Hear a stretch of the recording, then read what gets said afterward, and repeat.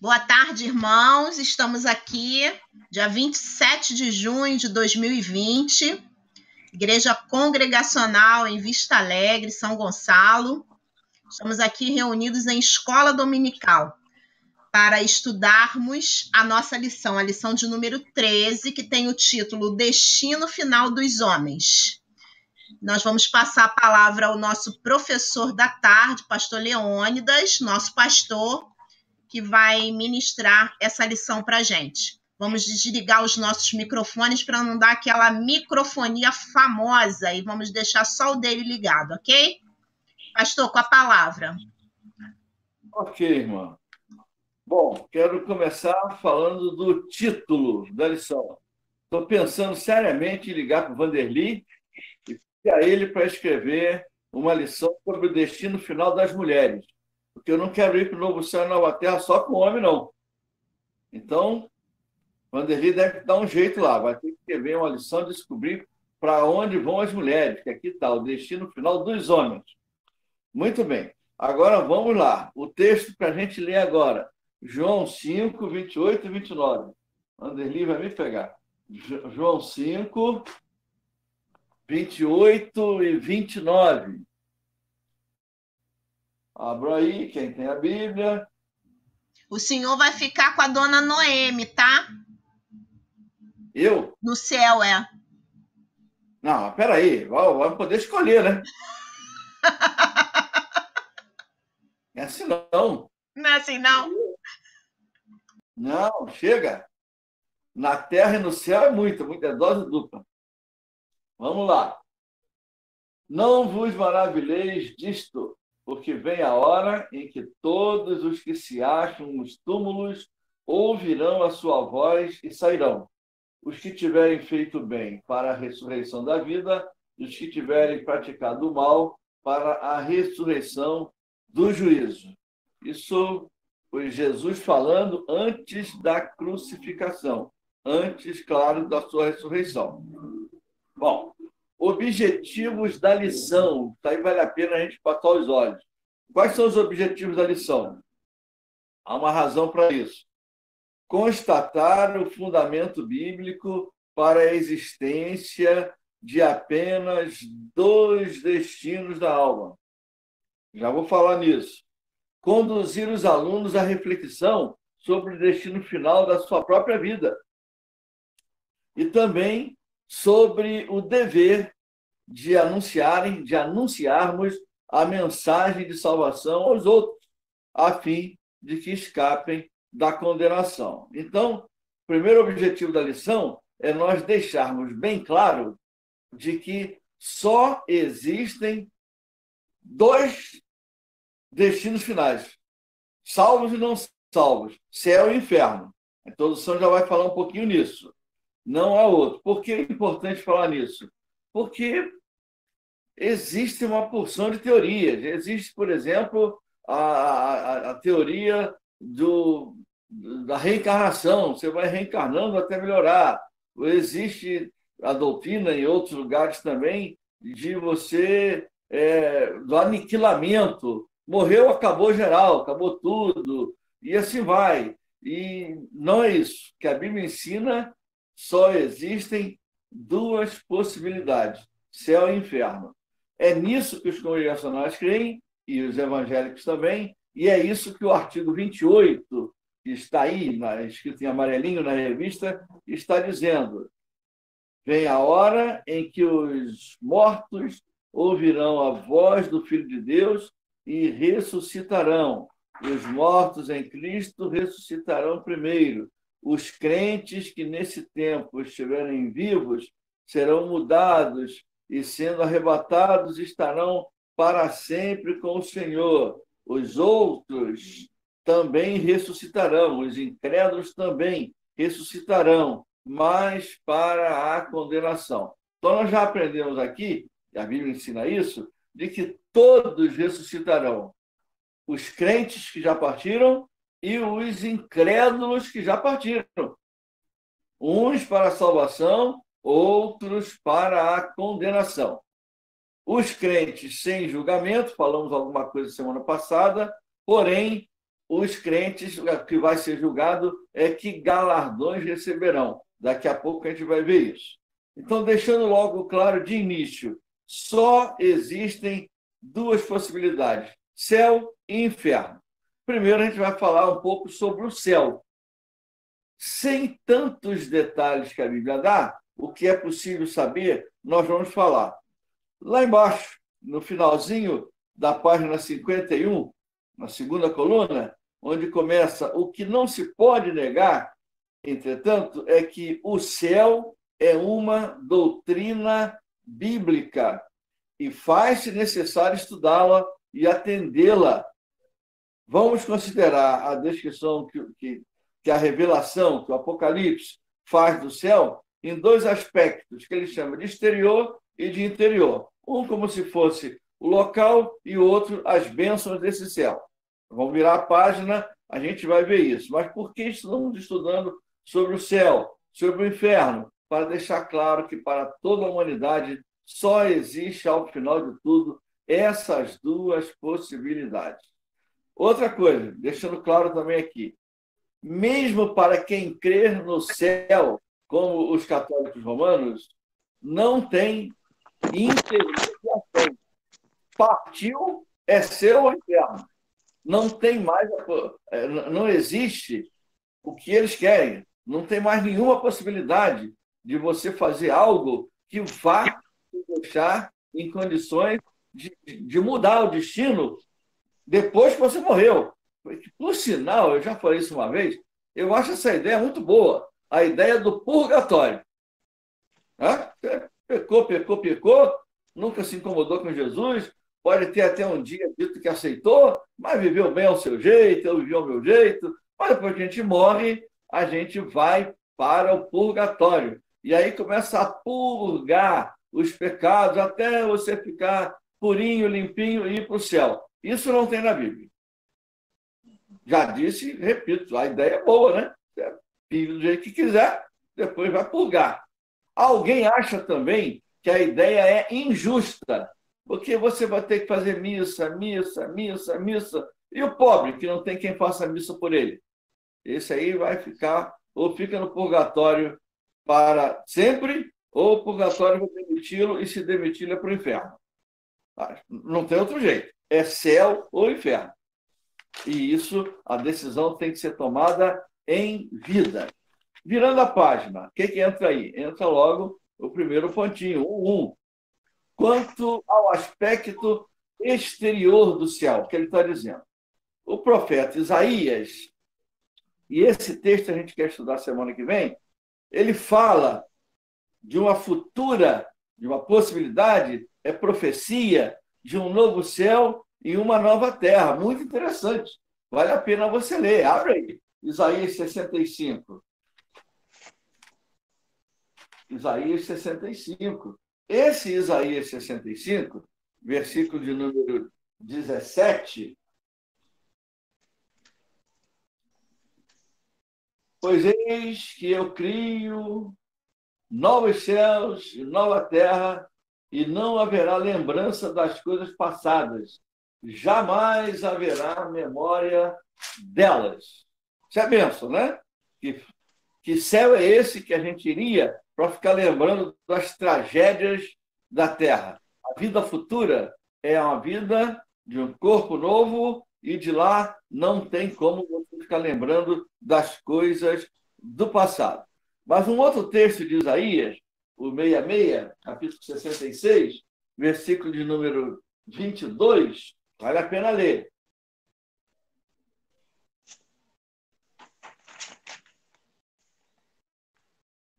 Porque como os novos céus e a nova terra que hei de fazer estarão diante de mim, diz o Senhor, assim há de estar a vossa posteridade e o vosso nome. São profecias feitas 700 anos antes de Jesus nascer, mais ou menos 2.700 anos antes de nós. Tudo isso já falando de futuro, lá no fim da chamada em teologia escatologia, doutrina das últimas coisas. Mas um outro texto também que eu gosto muito e esse aí a gente deve trabalhar bastante semana que vem, se Deus permitir, é Isaías 11.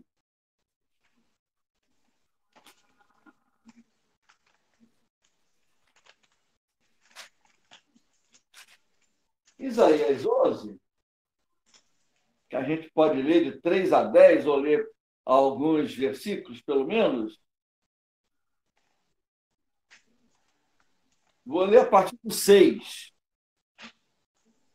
O lobo habitará com o cordeiro, e o leopardo se deitará junto ao cabrito. O bezerro, o leão novo e o animal cevado andarão junto, e o pequenino os guiará. A vaca e a ursa pastarão juntas, e as suas crias juntas se deitarão. O leão comerá palha como o boi. E tem os outros 3 versículos mais adiante. Mas até aqui já dá. Onde é isso? Novo céu e nova terra. O leão e o urso vão viver em paz. E aí, eu estou aproveitando esse momento para passar um dever de casa. Dever de casa, que vocês vão ter que ler esses textos aqui, outros textos que vocês descobrirem, vão ter que ler Apocalipse 21, versículo 1 até 22, versículo 5. Tudo isso vocês vão ler para me dizerem o seguinte: semana que vem, se Deus permitir, vamos estudar novos céus e nova terra. Quando pregamos hoje o Evangelho, você precisa aceitar a Cristo e você vai morar no céu. Você vai morar no céu. É verdade? É verdade. Morri, o corpo volta ao pó, o espírito volta a Deus, Deus está no céu. Mas depois de novos céus e nova terra, onde vamos morar? Se ele vai fazer nova terra, essa nova terra vai ficar vazia? Ou nessa nova terra vai ter o leão e o urso, o cabrito, o boi, tudo tranquilinho? Mas Pedro fala lá, depois nós vamos ver esse texto semana que vem, onde habita a justiça. Onde isso? No céu ou na terra? Essa é a semana que vem, a lição da semana que vem, se Deus permitir. Vamos dizer, a lição 13, a revista acaba aí no... A lição 13 não, 14. Acaba na 13, eu estou criando aqui a 14, para nós estudarmos semana que vem. Já falei aí com a dirigente, ela me autorizou, a Elane. Então, façam o dever de casa. Pesquisem, pesquisem, pesquisem e me digam. Se vocês não chegarem a nenhuma conclusão, não fiquem aborrecidos, não. Os próprios teólogos têm suas dificuldades. Mas vamos estudar. Somos livres para estudar e sem dogmatizar, sem fazer a doutrina que nós queremos fazer todos crerem, nós vamos nos curvar diante da palavra e procurar entender aquilo que é possível, respeitando o ponto de vista de cada um, sem fugir da Bíblia. Muito bem. Então, novos céus e nova terra. E esse lugar, o céu, como é que ele é? Tem uma letrinha A que diz assim: o céu é um lugar e não meramente um estado de espírito do homem. Alguém pode dizer, não, isso é um estado de espírito. Não, o céu é um lugar. Isso é provado pelo fato de que Jesus teve um corpo ressuscitado e glorificado quando subiu ao céu. Corpo que também os crentes vão de ter. E pelas suas próprias palavras, lá em João 14, 1 e 2, pois eu preparava-vos lugar. Virei outra vez, está lembrado? Nós já lemos esse texto, vocês conhecem de cor. Vou preparar-vos lugar. Então, é um lugar. Mas, vocês viram também em Atos, na lição anterior, esse Jesus que vocês estão vendo subir, voltará. Ele foi para algum lugar. Quem veio enquanto ele está nesse lugar? Quem voltou para dentro do Pai é o Espírito Santo, que vai em Atos 2 nos mostrar. Então, o céu é um lugar. Vamos lá. O céu é um lugar perfeitamente adaptado à vida dos crentes, à vida dos remidos. Todos os símbolos empregados para descrevê-lo são ricos em sugestões morais. Vale a pena dar uma olhadinha aí em Apocalipse capítulo 21. O céu é um lugar perfeito para todos os crentes. E aí, em Apocalipse, capítulo 21, a partir do versículo de número 9, alguns detalhes aí importantes, mesmo que não se leia o texto todo hoje. Vamos lá, a partir do versículo 9, olha o que está escrito aí, Apocalipse 21, 9. Então veio um dos 7 anjos que tem as 7 taças cheias dos últimos 7 flagelos e falou comigo dizendo: vem, mostrar-te-ei a noiva, a esposa do Cordeiro, e me transportou em espírito até a uma grande e elevada montanha e me mostrou a santa cidade, Jerusalém, que descia do céu, da parte de Deus, a qual tem a glória de Deus. O seu fulgor era semelhante a uma pedra preciosíssima, como pedra de jaspe e tal. E vai por aí. Então, é um lugar excelente, perfeito, onde viveremos sem luta, sem nenhuma dificuldade, onde estaremos na presença do Senhor, contudo, perfeitamente adaptado à existência nossa, à existência humana. Mas, aí nessa segunda coluna, que você tem aí na sua revista, na página de número 52,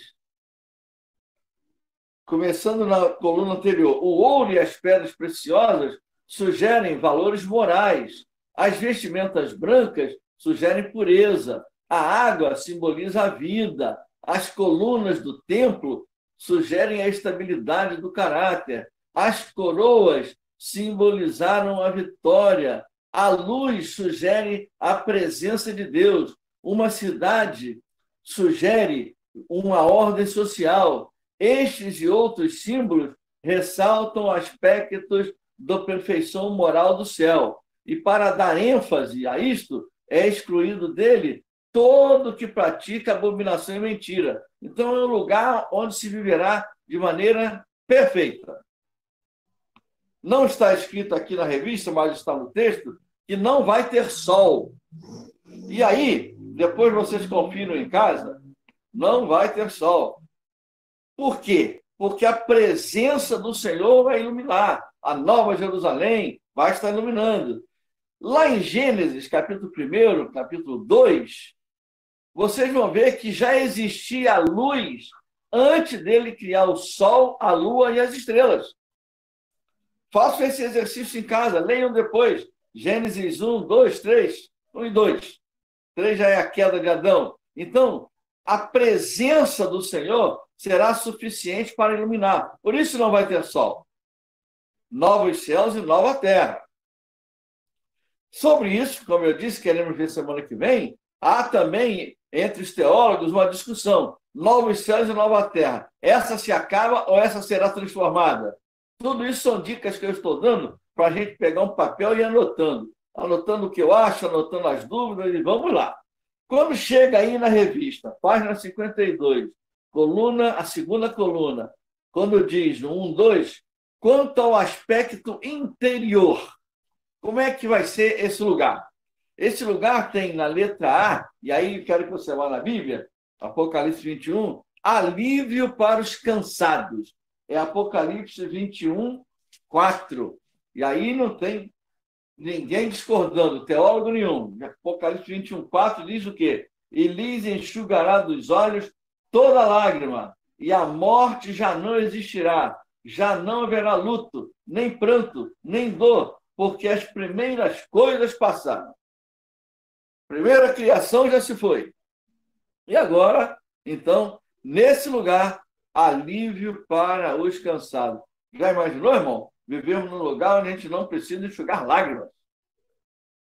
É interessante. É uma das promessas bíblicas. Está aqui, 21:4. Na letra B, entra a questão, lembra que eu disse que a gente ia falar? Galardão. Nós não seremos julgados quanto à salvação. Repito o que falei no outro domingo. Nenhuma condenação há para os que estão em Cristo Jesus. Mas seremos julgados quanto às obras, para galardão. Não para salvação, mas para galardão. E aí nós vamos lá em 1 Coríntios 3, Primeira carta de Paulo aos Coríntios, capítulo 3.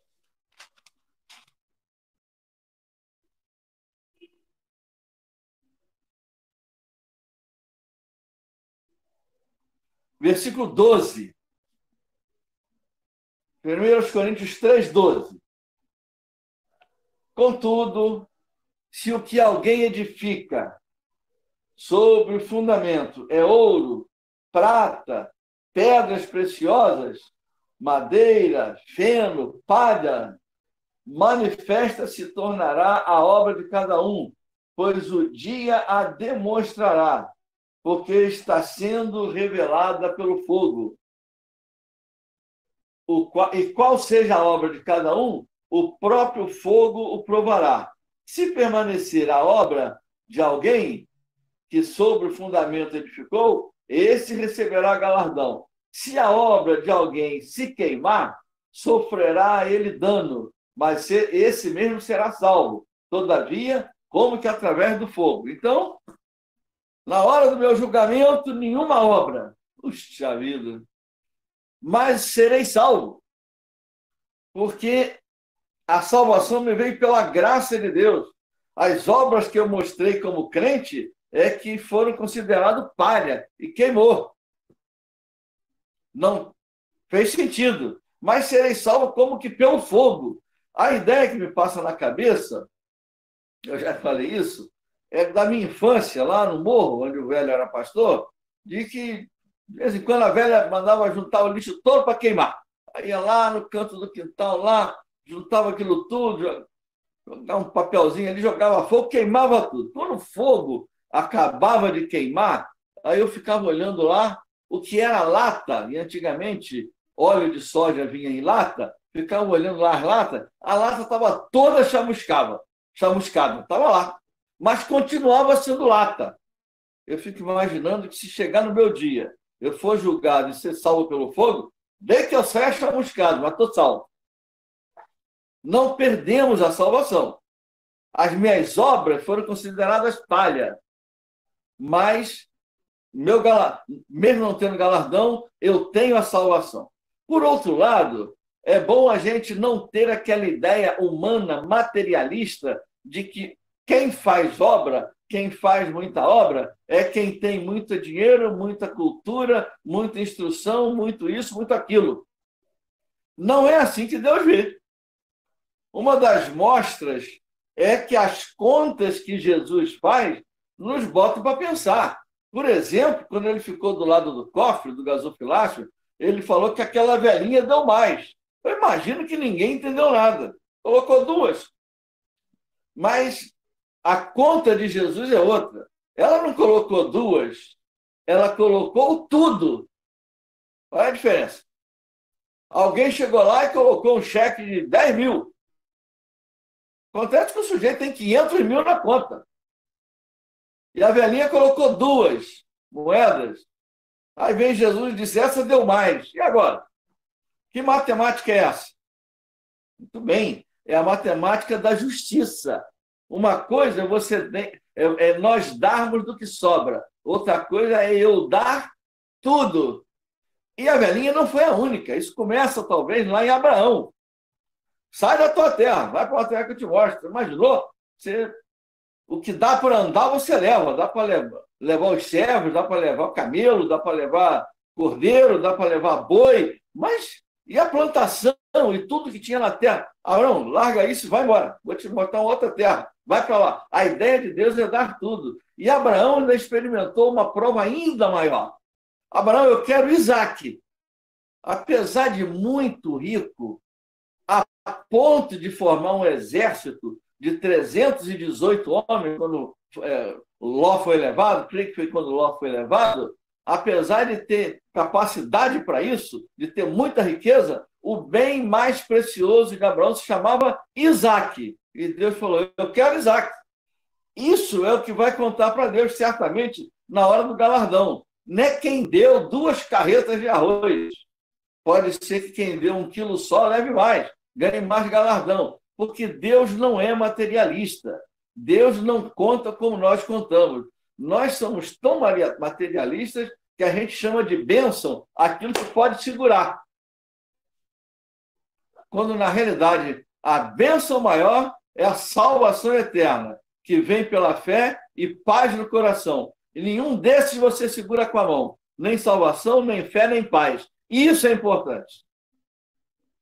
Então, é lugar de galardão, lugar de bênção. Muito bem.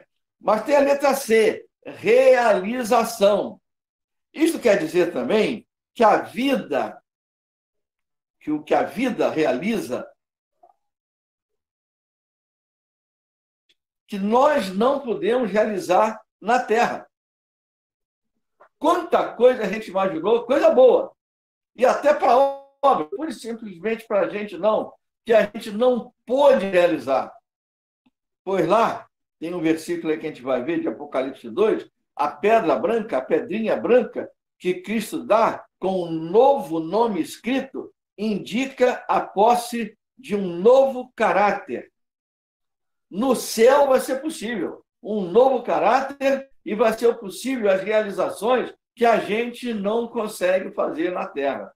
É um negócio tão triste, tão triste, tão triste, que até o que a gente faz de bom na Terra, às vezes dá errado. E aí, irmãos, para quem nasceu numa igreja evangélica, como eu, como Elane, como Nelma, as meninas e mais gente aí, Fabinho, nós que já assistimos, e a geração de vocês assistiu menos, a minha assistiu mais, nas igrejas nós já discutimos tanta coisa, tanta coisa, tanta coisa. Acabou isso. Agora os seus servos o servirão. Todos servos, todos servindo. Agora a gente não precisa mais discutir se o batismo é por aspersão ou por imersão. Se pode usar calça comprida ou tem que ser saia. Se o pastor pode ficar barbudo ou não. Se você pode bater palma na hora do cântico ou não. Nós já discutimos isso tudo. Tem livro escrito. Agora não. É o culto perfeito. Nós vamos pura e simplesmente adorá-lo, estar diante dele para prestar um culto ideal. Mas também a perfeita comunhão com Deus. Isso aí também você vai encontrar em 21:3. O outro foi 22:3. Esse é 21:3. Então ouvi grande voz vinda do trono dizendo: eis o tabernáculo de Deus com os homens. Deus habitará com eles. Eles serão povo de Deus. E Deus mesmo estará com eles. O que é isso? Isso se chama comunhão com Deus.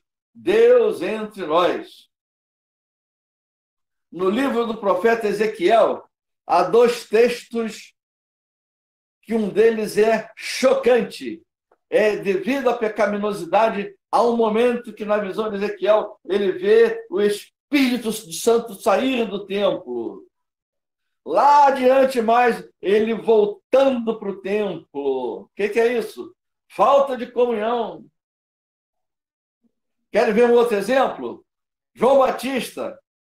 João Batista era para ser sacerdote. Está no templo, está paramentado com toda a roupa própria, lá do Velho Testamento, direitinho, do tempo de Moisés, que quando Jesus nasceu, os sacerdotes usavam tudo que a lei de Moisés dizia. Onde é que João Batista estava? No deserto, vestido com pele de camelo, comendo gafanhoto e mel silvestre. O que significa isso? Jesus fora do templo.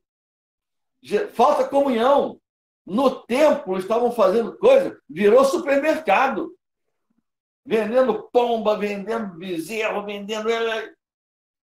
E daí nasceu, creio, essa expressão. Virou as mesas. Quando alguém, algum dirigente, algum técnico, algum chefe, toma uma decisão assim meio brusca, bem, virou as mesas. Primeiro que virou as mesas foi Jesus. Isso aqui não é comércio. O que é isso? Falta de comunhão. Não. Novos céus e nova terra é o culto perfeito.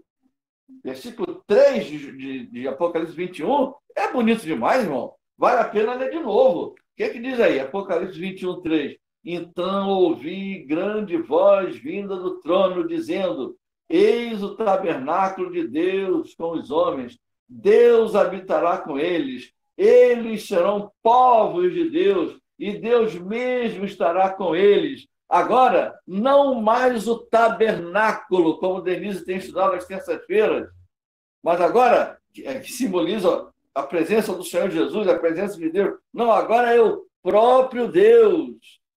É esse o mundo. Irmão, é o mundo que Deus criou e que o pecado estragou. E que, por misericórdia, ele não nos aniquilou.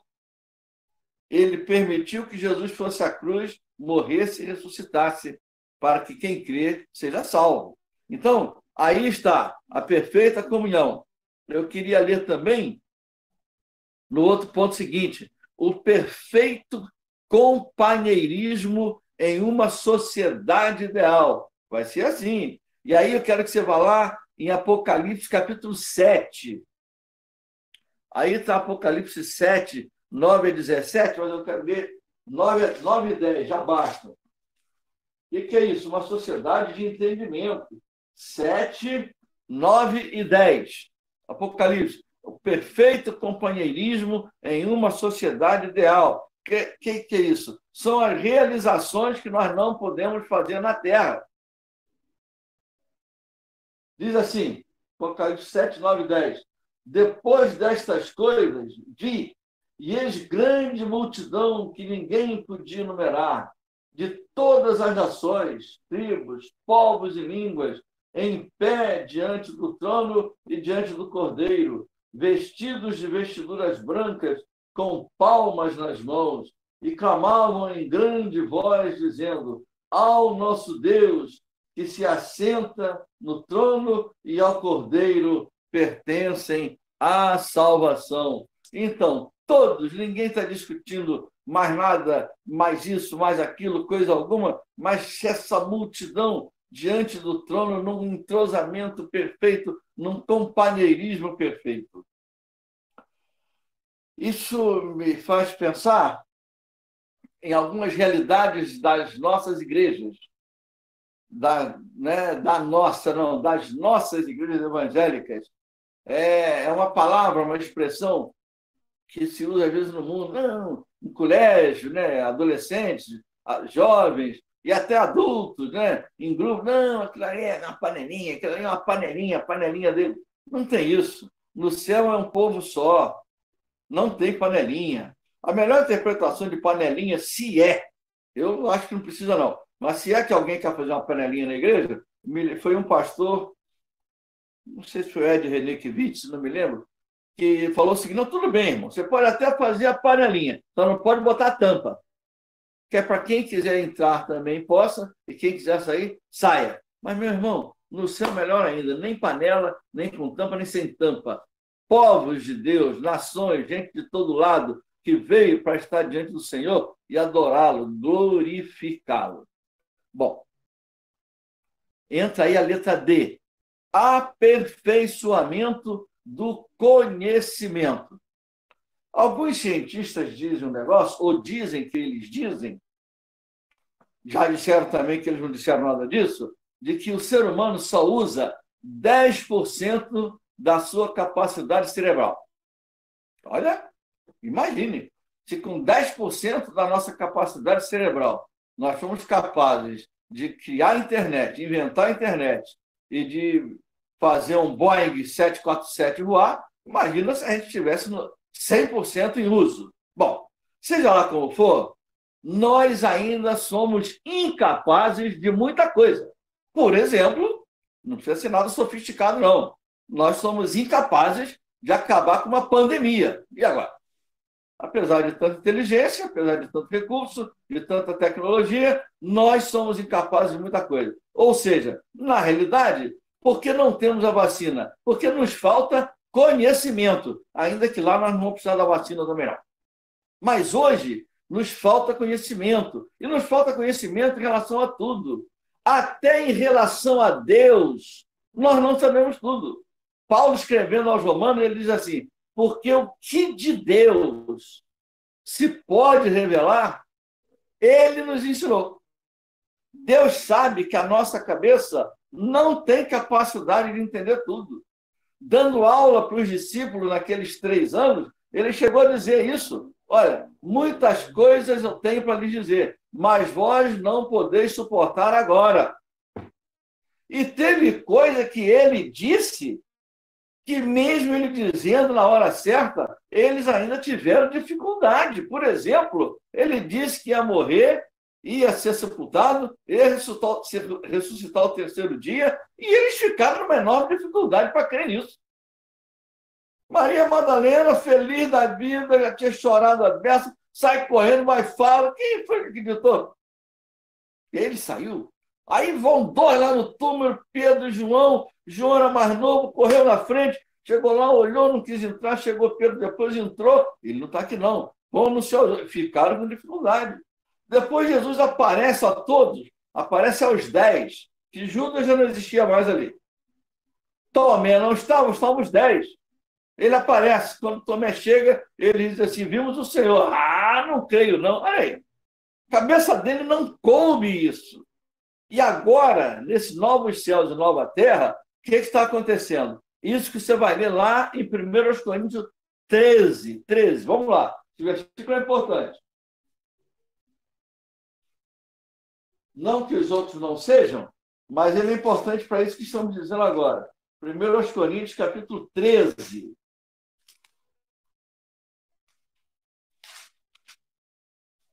Versículo de número 12. Aí você vai dizer assim: pastor, esse texto fala de amor. Fala mesmo.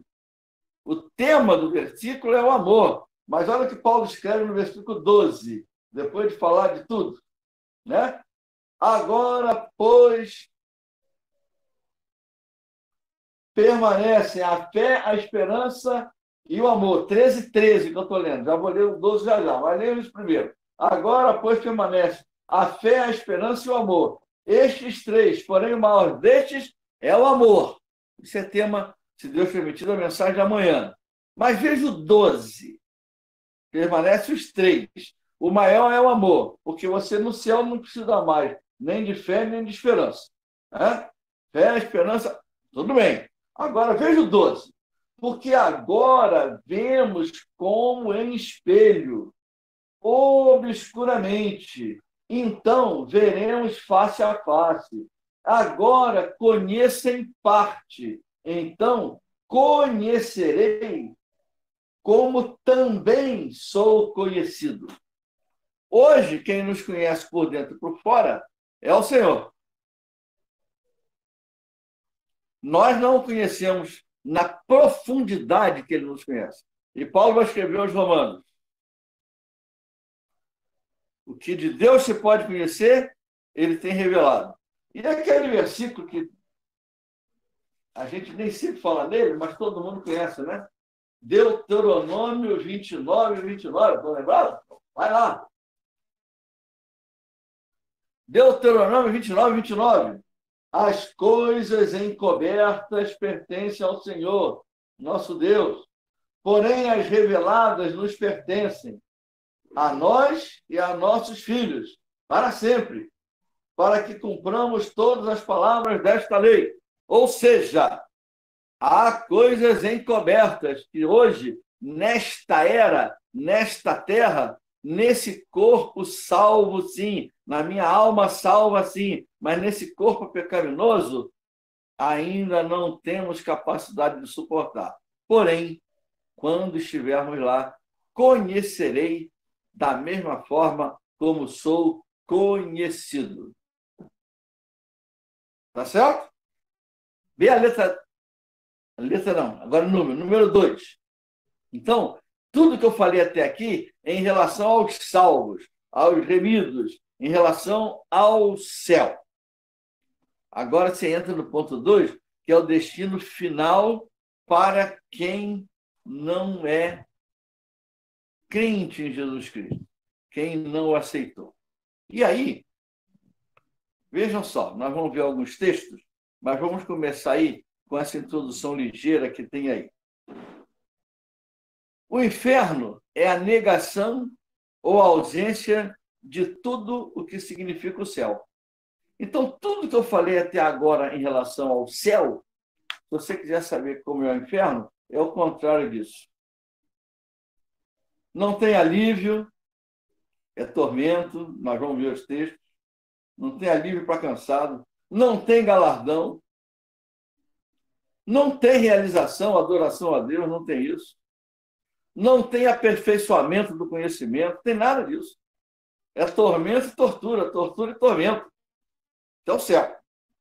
Lá embaixo, as duas últimas linhas, ou melhor, o último parágrafo da primeira coluna da página 53, olha o que diz lá. A alma do homem, primeira coluna da página 53, lá embaixo, o último parágrafo. A alma do homem foi constituída para a obediência à lei de Deus. Foi feita para viver em comunhão com Ele. A fé é a única relação normal do homem com o Senhor. Porém, a incredulidade separa o homem de Deus, destrói a comunhão, paralisa a capacidade de obedecer e produz um antagonismo entre a criatura e o Criador. O resultado moral e espiritual disso é o inferno. É o único resultado racional da incredulidade e do pecado. A incredulidade, esse me bater contra Deus, me leva ao inferno. Uma vez alguém me contou que perguntaram para um crente simples, onde fica o inferno? E ele deu uma resposta curiosa.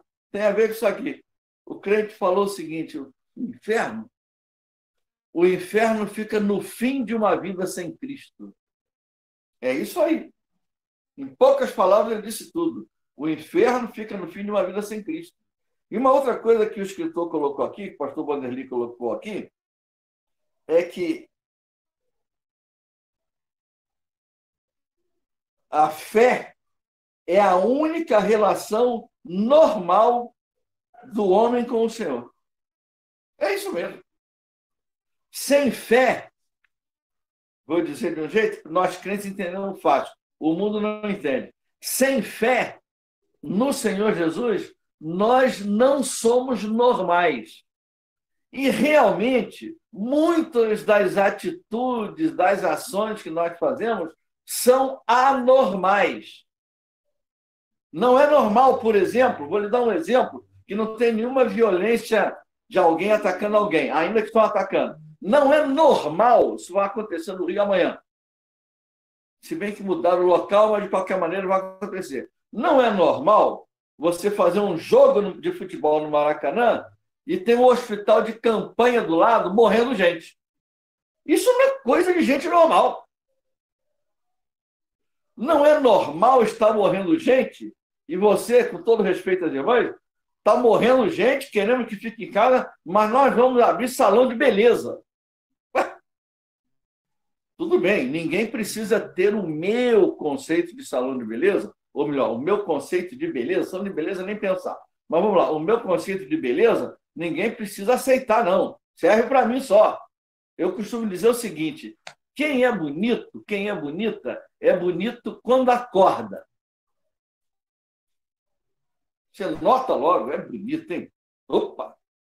Não, mas se vai ter que... Vai tomar um banho, pentear o cabelo, passar batom, pó de arroz, fazer...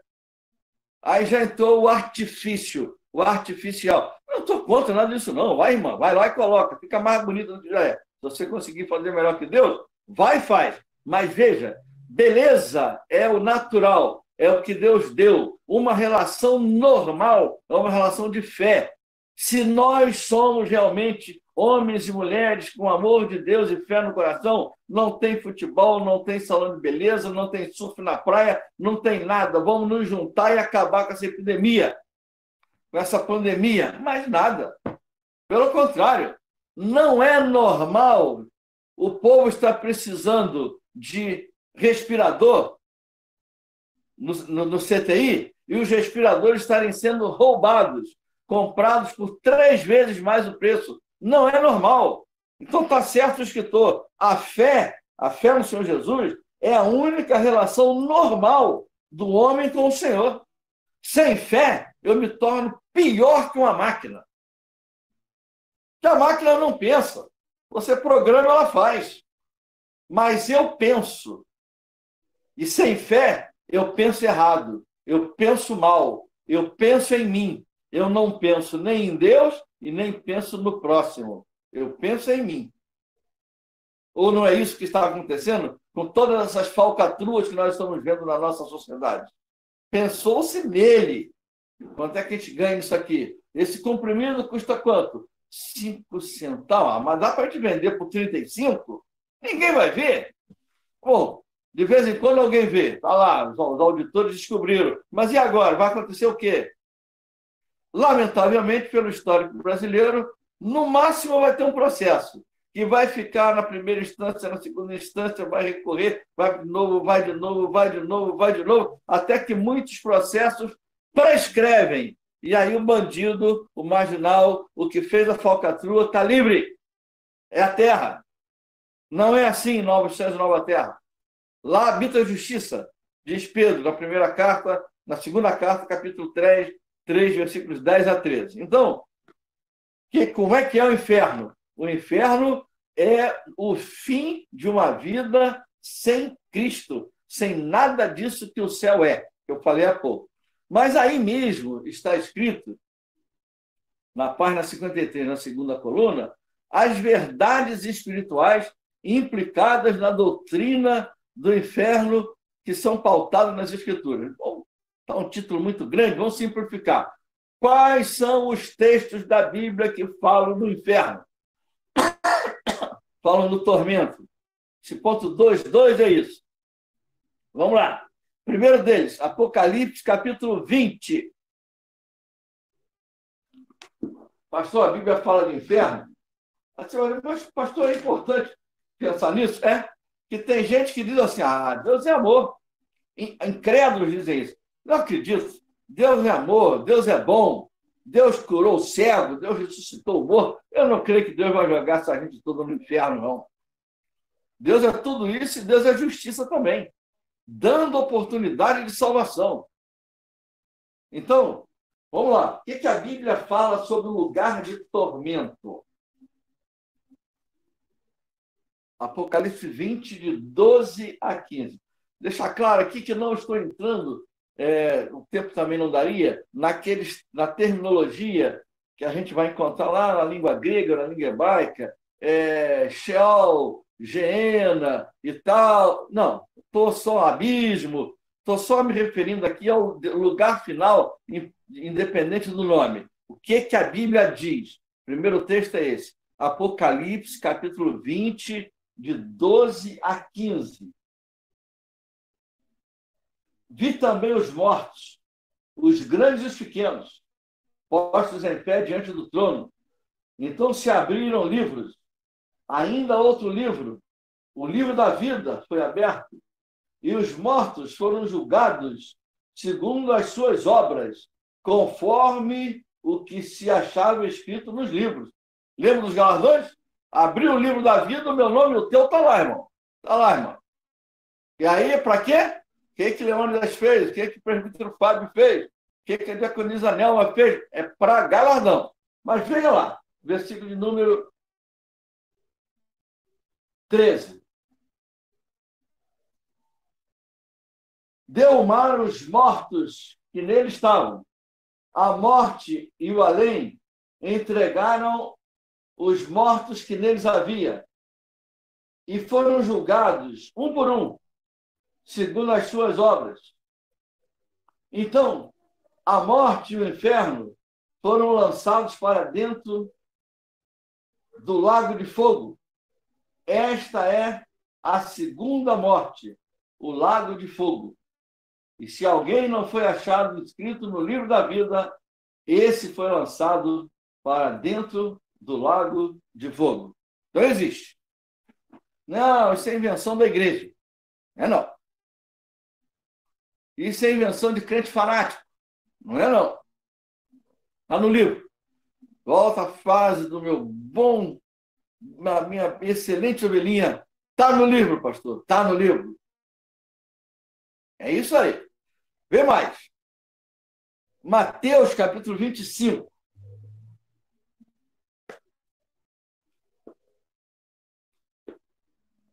Texto que eu creio que nós já até lemos no outro dia.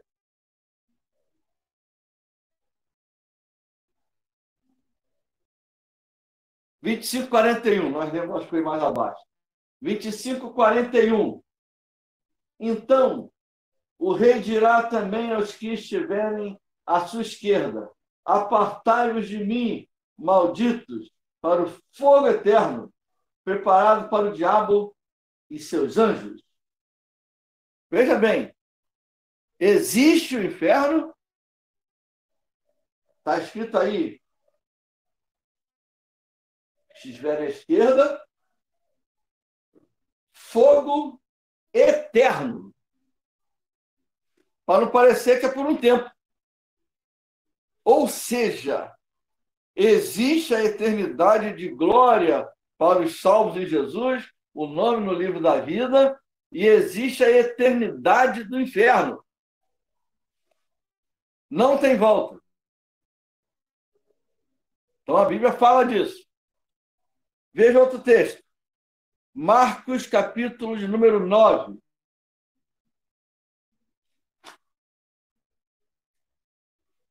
Marcos 9.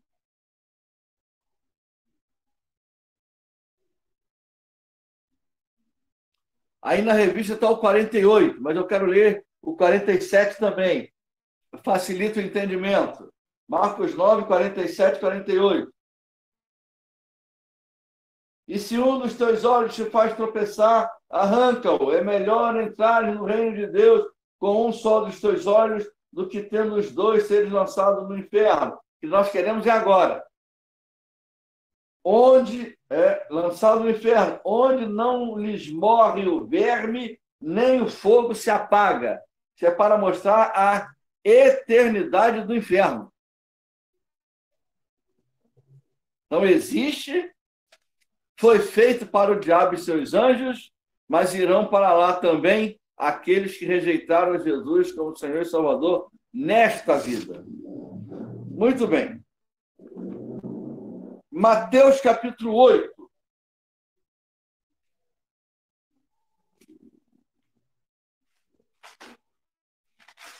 Vamos lá.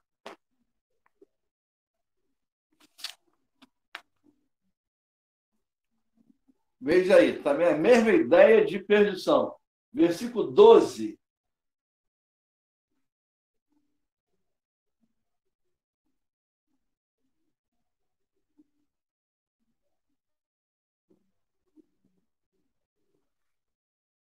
Mateus 8, 12, onde é que eu estou? Estou aqui.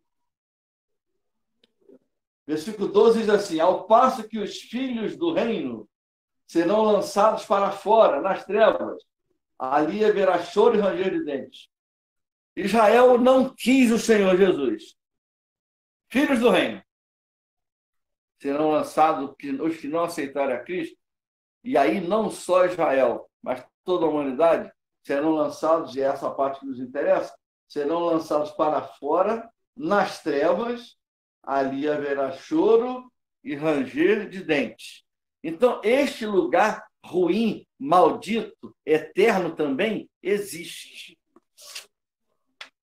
E isso aí, meus irmãos, mostra para nós duas coisas. A alegria de que esse lugar não é para nós. Somos do Senhor Jesus. E a outra palavra é para a gente pensar. Pode ser alegria ou tristeza. Também alegria porque eu tenho procurado evangelizar. Ou pode ser, nesse momento, para mim e para você, tristeza porque eu não tenho evangelizado ninguém. Porque como ouvirão se não há quem pregue? Romanos capítulo 10. Temos que pregar. E um detalhe, já disse isso aos irmãos, isso me incomoda muito, muito, muito, muito. Como fazer? Me ajudem. Nós, crentes, somos excelentes da porta para dentro. Da porta para fora a gente está devendo, né? Nós, só em Vista Alegre, não. Os crentes, no modo geral.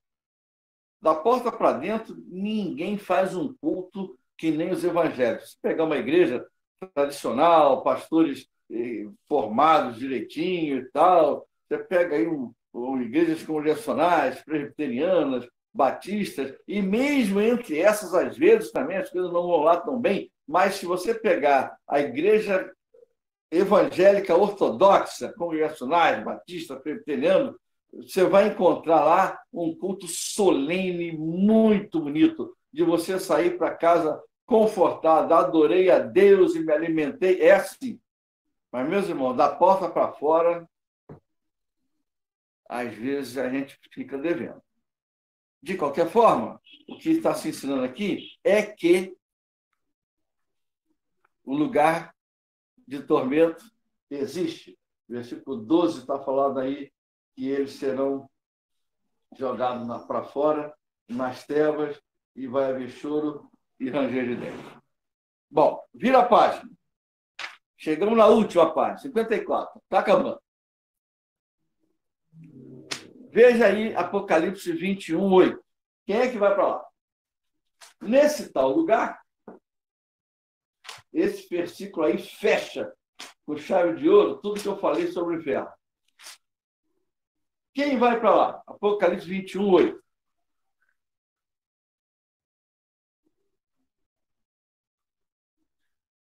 Vale a pena, se o tempo tivesse um pouquinho mais de tempo, então a aula fica muito longa, valia a pena ler de 1 a 8. Você lê de casa de 1 a 8, porque o 8 é completamente diferente do 7 para trás. Olha o 8. Quanto, porém, aos covardes, aos incrédulos, aos abomináveis, aos assassinos, aos impuros, aos feiticeiros, aos idólatras e a todos os mentirosos, a parte que lhes cabe será no lago que arde com fogo e enxofre, a saber, a segunda morte. Aqui, morte significa separação definitiva de Deus. Isso é o inferno. Então, inferno não é a doutrina de um grupo de igrejas, ou um grupo de loucos, ou um grupo de fundamentalistas que se reuniram, vão criar essa doutrina para atemorizar o povo. Não. Jesus não quer que ninguém venha a ele que está com medo do inferno, não. Vem por amor. Aí, se você não aceitar Jesus... aquele filme, Inferno em Chama, né? Inferno em Chama, alguma coisa assim, não me esqueci desse nome. Muita gente parece que levantou a mão e falou, meu Deus do céu, o filme é um terror, vai ver aquele filme, vai aceitar Jesus agora. Espera aí, não é por isso. Aceitar Jesus porque ele me amou primeiro. Eu amo. E aí descobri também que a minha vida depende dele. Sem ele eu não sou nada. Não, pastor, eu e o senhor já estudamos, aprendemos. Rapaz, isso não serve para nada. Na hora do desespero, você pode ter feito faculdade no Brasil, se aperfeiçoou nos Estados Unidos e fez doutorado na Europa, e na hora do desespero você precisa, e eu também, de Jesus Cristo. Diploma não resolve. Então, essa gente sem Cristo pensa que tem paz. Bom, finalzinho, aí tá. 2, 3, não é isso? Os graus de castigo. Os graus de castigo são os seguintes. Da mesma maneira que existe galardão diferente para quem fez, no conceito de Deus, mais obras, menos obras, melhores obras e tal, tal, também a Bíblia faz a gente entender que o grau de castigo também é diferenciado. E, pastor, nunca ouvi falar nisso. Pois então vamos ouvir. Mas vamos ouvir de quem? Do pastor Leônidas? Não, vamos para a Bíblia. Eu quero que você vá, por exemplo, em Lucas 12.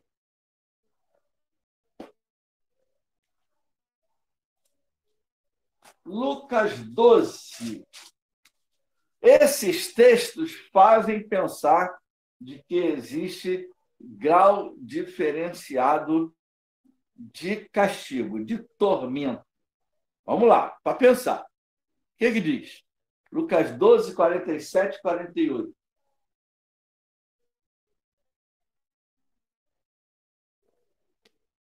Aquele servo, porém, que conheceu a vontade de seu senhor e não se aprontou nem fez segundo a sua vontade, será punido com muitos açoites. Aquele, porém, que não soube a vontade de seu Senhor e fez coisas dignas de reprovação, levará poucos açoites. Mas aquele a quem muito foi dado, muito lhe será exigido. E aquele a quem muito se confia, muito mais lhe pedirão. Tem uma diferença, não tem? De um para o outro. Um soube de tudo e não fez.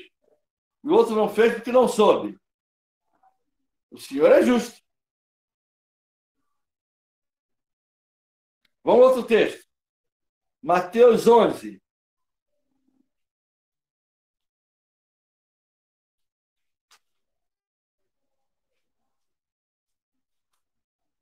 Lá em Mateus 11, são 4 versículos, de 21 a 24.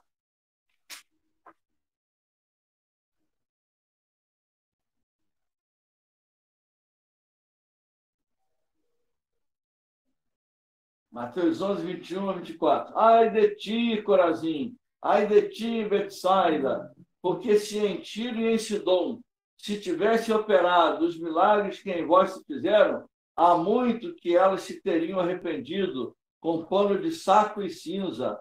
E contudo, vos digo, no dia do juízo haverá menos rigor para Tiro e Sidom do que para vós outras.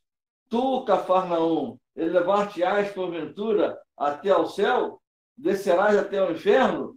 Porque se em Sodoma se tivessem operado os milagres que em ti se fizeram, teria ela permanecido até o dia de hoje. Digo-vos, porém, que menos rigor haverá no dia do juízo para com a terra de Sodoma do que para contigo. Olha aí, o Senhor de novo colocando a gente para pensar. Lembra que eu sempre falo que a gente pensa? Isso aí. Ai de ti, Corazim. Ai de ti, Betsaida. Vocês tiveram muita chance e não aproveitaram e tal. Sodoma não ouviu nada. A ideia que dá é de que o julgamento da terra de Sodoma será mais brando. Faz a gente pensar. Então, graus diferenciados de castigo. E aí, entre o finalzinho, a condenação interminável. Nem preciso falar muito disso, que eu já falei ainda agora. A condenação dos pecadores, seja qual for o grau de culpabilidade, é interminável. E aí vale a pena você ler Marcos 3, 29.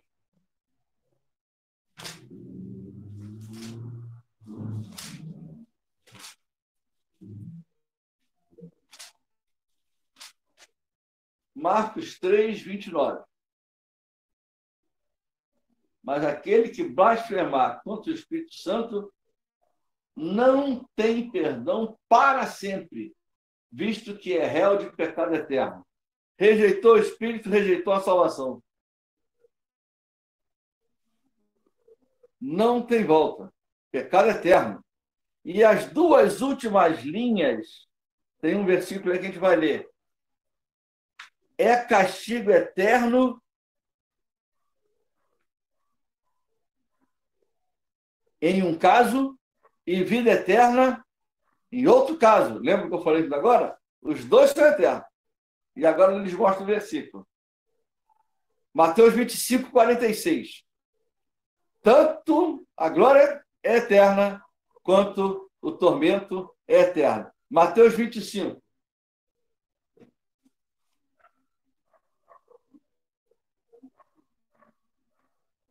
Versículo 46. Irão estes para o castigo eterno, os ímpios, porém os justos para a vida eterna. Os dois são eternos. E aí, nós encerramos essa lição, falta só a conclusão aí, onde a primeira linhazinha diz exatamente isso. Céu e inferno são os destinos finais dos homens e mulheres. Ele não bota o nome das mulheres, dos homens e mulheres. O primeiro é para aqueles que em vida aceitaram a salvação oferecida em Cristo e o confessaram como Senhor e Salvador. O segundo é reservado aos que em vida não receberam a Cristo. Só há esses dois destinos. A Bíblia não nos apresenta nenhum outro. É bom, pois, refletir sobre o seguinte: qual o meu destino final? Se somos crentes em Jesus, vamos nos consagrar, santificar mais e mais a vida. Segundo, o que tenho feito para indicar aos outros o caminho para o céu, a fim de escaparem da condenação eterna? Que cada um de nós, diante do Senhor, responda isso com o nosso intelecto, nossa adoração, nossas ofertas, nossos dízimos, nossa evangelização, nossa missão, que nós possamos parar e pensar sobre isso. Deus nos abençoe. A lição de hoje levou 5 minutos a mais do que a do domingo passado. Estou convidando os irmãos para um próximo sábado, de novo às 4. Mas sobre isso, a Elane vai falar. Jovem, é contigo. Ok. Sábado que vem vamos continuar com a lição 14, que será colocada na revista, baseada na música de Lázaro. Ainda bem que eu vou morar no céu, mas será que é céu mesmo? Nós vamos descobrir se essa música é verdadeira no sábado que vem, com a Bíblia aberta. Nós vamos procurar. Você que está vendo que nós vamos descobrir. É verdade, não sabemos se vamos descobrir a resposta, mas vamos nos esforçar. Eu falei isso para a Denise falou assim para mim: você vai se meter nisso? Então, eu falei para ela, nós vamos botar pimenta. Ela falou: eu gosto disso. Eu falei: eu sei, eu gosto. Vamos ver. Então, sábado que vem estaremos aqui de novo às 16 horas com o pastor. Na próxima quinta-feira, dia 2 de julho, teremos uma convidada na nossa sala, nossa irmã Neide Matos, esposa do pastor Julimar, que é pastor da Igreja Congregacional de Cabuís, em Campo Grande. Né? Ela esteve na nossa igreja quando ela ainda era membro da segunda igreja congregacional em Campo Grande, a igreja do pastor Zefanias. Aí o pastor Julimar foi empossado na igreja de Cabuís e eles estão lá já há 9 anos. E ela vai falar para nós do artigo de vida cristã da Nova Revista, a maior agência de ensino cristão do mundo, porque nesse trimestre nós comemoramos o aniversário da escola dominical. E a Neide, ela é envolvida com escola dominical desde sempre. Né? Foi superintendente da escola dominical da Igreja de Praia de Pina durante muitos anos e sempre foi envolvida com o ensino. É professora, né? Professora aposentada do Estado, foi diretora de escola durante muitos anos. E ela sempre foi envolvida tanto com o ensino secular como com o ensino religioso. Então, é uma autoridade no assunto e ela vai estar na próxima quinta-feira, às 17 horas, aqui na nossa sala, para falar para nós sobre esse artigo que saiu na Vida Cristã, a maior agência de ensino cristão do mundo, né, sobre a escola dominical. E teremos esse mês, alguns convidados na nossa sala. Dia 9, pastor Hidauro Campos estará conosco na nossa sala, também falando sobre o artigo de vida cristã, um assunto recorrente que ele já tem colocado alguns artigos, algumas das suas pregações têm sido em cima desse tema, sobre os bancos vazios, né? Sobre vários artigos que ele postou sobre os desigrejados. Tem até uma revista de escola dominical que fala sobre o assunto. E ele vai estar falando para nós no dia 9 de julho, na outra quinta-feira, também sobre esse artigo que saiu na revista Vida Cristã, Bancos Vazios. Pedir a Zelmar que esteja orando, agradecendo a Deus por essa lição importantíssima, assunto pouco comentado, pouco falado nas igrejas, né, na atualidade, mas de extrema importância. Não só o assunto de hoje, né, que foi tratado, mas o assunto também da semana que vem. Esse, então, é que não é falado mesmo. E que Deus esteja nos abençoando a nossa igreja, confortando os enlutados. E além disso, que o Espírito Santo de Deus esteja falando àqueles que estão entristecidos por essa situação de isolamento social, de confinamento, né? Tem chegado ao nosso conhecimento, assim, pessoas que estão tristes por estarem nesse confinamento. Que só o Espírito Santo de Deus é que pode confortar. E acho que essas pessoas também se deixem confortar pelo Espírito Santo de Deus. Não basta apenas nós pedirmos. O Senhor ouve, mas a pessoa também precisa querer esse conforto do Espírito Santo de Deus, ao invés de se entregar às circunstâncias. Nós sabemos que a nossa alegria vem do Senhor, não vem das circunstâncias. Os nossos estudos de vida cristã, agora desse trimestre, o assunto é banquete na tempestade. Não podia ser mais oportuno o tema, né? E a gente vai ver 3 servos de Deus que, mesmo em meio a grandes tribulações, fizeram um banquete ao Senhor. Fizeram de suas vidas adoração ao Senhor, mesmo diante da tribulação. E todos nós, como Igreja de Deus, também possamos fazer da tempestade que está assolando a terra, mesmo com toda essa tristeza que está acontecendo, mas que nós que estamos aqui como Igreja de Deus possamos estar também estarmos servindo o banquete ao Senhor, de glorificação ao nome dele, por ele estar conosco e estar nos livrando de tudo isso que tem acometido, tem assolado a terra. Ora, Zilmar, por favor. Senhor Deus, nós louvamos e exaltamos o teu grandioso nome, Senhor Deus. Te louvamos, Senhor, porque nós temos a oportunidade, Senhor Deus, de a cada dia, Senhor Deus, ouvir uma porção da tua palavra, Senhor Deus. Entendemos, Senhor Deus, que tu fizeste o homem, Senhor Deus, para a honra e glória do teu santo e excelso nome, Senhor Deus. Nós temos, Senhor Deus, um fim, Senhor Deus, na mansão eterna contigo, Senhor Deus, mas o pecado, Senhor Deus, entrou em muitas das nossas vidas, Senhor Deus, e tu nos regastaste, Senhor Deus, com a presença do teu Filho Jesus Cristo, Senhor Deus, nos trazendo a salvação a cada um de nós, Senhor Deus, e nós fomos salvos por ti, Senhor Deus, e estamos, Senhor Deus, aqui nos preparando cada dia mais a nossa vida, Senhor Deus, para um dia encontrarmos contigo, Senhor Deus, na mansão celestial, ó Pai. Ó Deus, abençoa as pessoas que não conhecem a Ti como nosso único e eterno Salvador, Senhor. Nós possamos estar, Senhor Deus, usando essa palavra de vida, Senhor Deus, levando essas pessoas que não te conhecem, para poder termos encontro, Senhor Deus, juntamente contigo, Senhor Deus. Ó Pai amado, venha abençoar a minha família, aqueles que não te conhecem. Deus, tem misericórdia, ó Pai, que eles possam ainda ter, Senhor, essa oportunidade de conhecer a Ti como nosso único e eterno Salvador. Abençoa todos os nossos familiares, Senhor Deus, que não tiveram essa oportunidade, nós possamos alcançá-los, Senhor Deus, com a porção da Tua palavra.